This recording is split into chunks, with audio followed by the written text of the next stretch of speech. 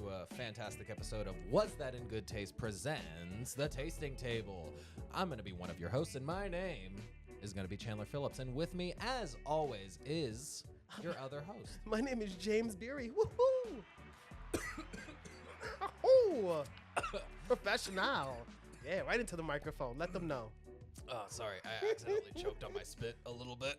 Like, you know when you do like the quick inhale to like really project and then neat. Yeah.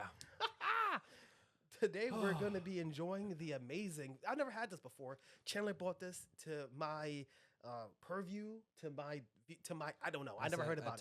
Attention. Everyone, this tequila is a good tequila. And I never had it before. So we're going to be trying the Jose Cuervo Tradicional. What's wrong with me today? Tradicional. I know how to say it. Añejo. Brought to you by us at Wasn't It Good Taste. You like, comment, and subscribe. You can't talk. I can't speak. we just can't do things I can't today. breathe. You can't leave. When you had first mentioned to me when we were in the liquor store, you were like, oh, you should try this. And I said I looked at it, and I remember thinking, more than $20 for Jose Cuervo, which I like. All right. For some context, I think a lot of people don't like Jose Cuervo because they think it's not tequila. Jose Silver is a very good standard silver tequila. It's good. Silver's good. It's an approachable silver tequila. Jose Gold will give you nightmares. Yeah, it's not good. Don't do that. It's one of those, like, it doesn't actually say tequila on the bottle. It'll say, it says tequila. It doesn't say reposado. It doesn't say añejo or nothing. It's just gold. What is gold? What is that? Gold. There's standards. How come and by the way, and this is the big thing, which is people don't respect Jose Cuervo because they always be like, oh, well, it's not tequila, or this one says 100% agave. All tequila is made of agave. All tequila to get I had to look this one up because someone was asking me about it. It only has to have 51% Blue Weber agave in order to be considered legally have the denotion of tequila. Also, I don't know if it's a hard and fast rule or if it's just like a general kind of thing, but Jalisco is the main producer of tequila. If I'm correct, the agave has to come from Jalisco. Yeah. Right? But if I'm correct, I think that all the brands, I don't know, I have to look this up because I know it's 51%, but most American brands are just 100% agave. Yeah. It's way easier to just be 100% agave because otherwise it's not special. The whole point is it's not special to be 100% agave. Exactly. And so I was like, damn. But it is special in a not good way to be not 100% agave. Yes. Like, that's kind of the outlier, but also it's like that outlier can lie out. If you're going to the store and you're buying tequila, you're probably going to be getting something that's 100% tequila. I mean, agave. So when you first mentioned this to me, I was like, oh, God. Okay. But it says añejo. It was like $60, $63. And I was like, okay. But then you look it up. And? Aged in used bourbon barrels. Uh-huh. And then transferred into Irish whiskey barrels. It's finished in Irish whiskey barrels for a cumulative, believe, at least 1 year. This is nice. Look at the color. This. I mean, it could still be food coloring. I'm assuming it probably is being, but this is like their traditional recipe that they've actually had for a long time. Not the 225 years, but this is like a 70-year-old recipe plus, and I just had to have it. You gotta get it. I gotta have it. I gotta have it. And one thing about this, I also got the añejo because tequila is not always for sipping. But if you're getting tequila for sipping, it'll be añejo. Or a fine reposado. You're not getting silver and you're sipping it. Yeah, no, it's a bit harder. Like silver, it can have the heat, or it can also be like somewhat quenching. That lip of the tables is gonna be your downfall. It's because I'm usually over there. Yeah. Well, okay. Man, I'll say this. I am not trying to be a hater, okay? Me, I like the Epsilon, the Reposado. I Mm-hmm. like Jose Cuervo Silver. I think that this smells interesting. Yeah. I think it smells interesting. It almost smells. Well, I mean, it obviously smells a bit bourbony. It reminds me of the Absolute that was charted, like that was like left in. They Oh, the put oak absolute staves in oak. it because this smells like it touched an oak barrel. It's worked its way around a Somebody bourbon. took it and they shook it up. Um, Something that is kind of interesting that I'm looking up right now on it is they cook the agave in clay ovens and distill in copper stills. But isn't that also traditional? And it's pretty tradicional. Right? That is traditional, right? Aren't the copper? I think all the companies are doing that. I think in the clay pots. One might even say es muy tradicional. Ay Dios mío, donde es biblioteca? Taste it. Afuera. I want to know your opinion. I want to know your opinion. I've had it before. I haven't. So have you tried it? Like I took a sip and I just we're acquainted. We know you're the third wheel in this relationship. What do you think? This is okay. This is a real tasting table because I'm thinking about this right now. Again, maybe my everything's creamy to me today. This is not particularly astringent. Ooh, is that root beer? What is that? That's like root beer. There's a bit of Whoa. like a rooty spice, almost like a little sarsaparilla kind of flavor. This is why you have to taste things more than once. It's got I a took nice that creaminess. I took that first sip, and I was like, this is like sweet and kind of muddled, and it was like a little cloying, and I wasn't really. But then I took a sip again, and I started getting like sarsaparilla. Right, I took a sip, and I started getting a little bit of spice. There's a little creaminess there. There's a little Bit more sweetness. depth, but it's not too deep to where it's like it's almost kind of dry. There's still a very quenching aspect I mean, to it it. tastes like tequila. It has the body of tequila. It has, I Right. think, the clean aftertaste of a high quality tequila. The question is, how añejo is it for people who've had, some añejos? I think can be pretty smoky, right, They and can be be a little pretty over. dark. Sometimes they get a little too rugged with their aging. You This ever had an añejo that just tastes like you're sucking on bark? Absolutely. You know what this tastes like? I'm not even joking. This reminds me of Kilbeggan Irish whiskey. Oh, the single grain Yeah, yeah, corn one? yeah, because that one tastes like bourbon. Yep.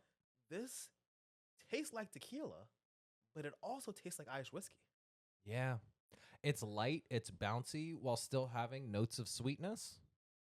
This is, I gotta say, one of my favorite camping Whoa. tequilas. I'm gonna be real. I didn't expect that spice. Whoa. It really. If you ever had those little, the little root beer candies Oh, I that love are, those. if you like that, The ones that come in there's the caramel, the root beer, yeah, the like strawberry little cough drop looking yep, thing. yep. It's those guys. Yeah, no. Mm. Wow. Okay. So Do you find it to be dynamic or consistent? interesting. I will say that this is pretty dynamic. Why do I say that? Because I've had a few sips. I'm chewing on it. I'm letting it aerate a little bit. And what I'm getting is sometimes I'm getting spice. Mm-hmm. Sometimes I'm getting a little butterscotch, right? You know what I mean? I'm getting some sort of sweetness. I'm getting a tad bit of smoke there, and like Yeah, there's almost like it's building. it's kind of, and it like dips down into like depth and complexity, and then just kind of like wisps back up, and then kind of like does like a little, like almost like an eighth note tail. The smoke is building. Yeah, The smoke. I think is happening is it's like logic, right? it's like The color here is physically wood.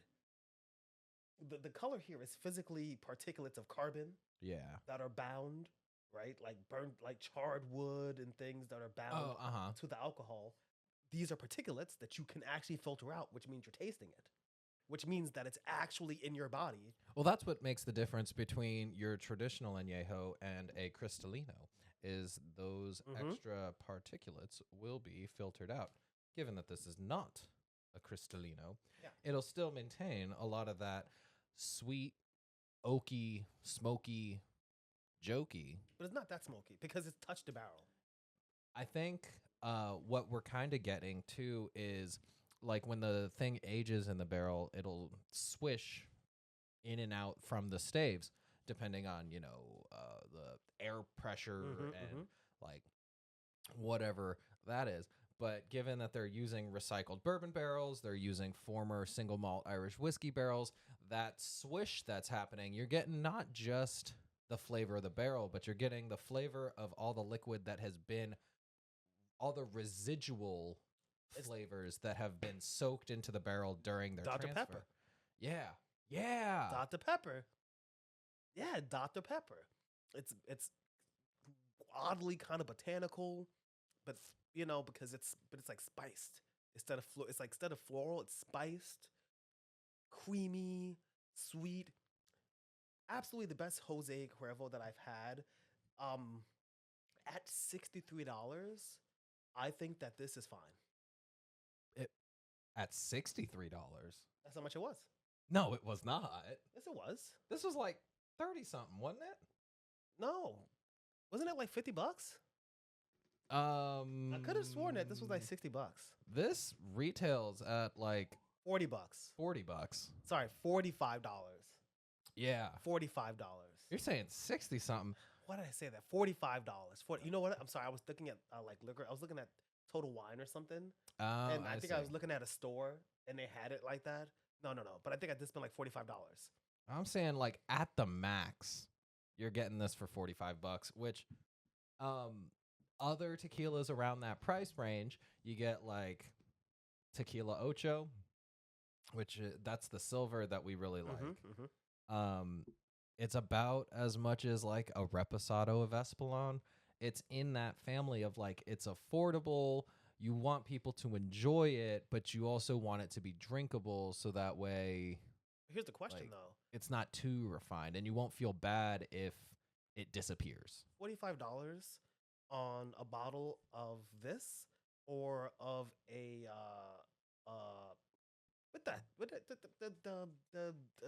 the smoky, not tequila.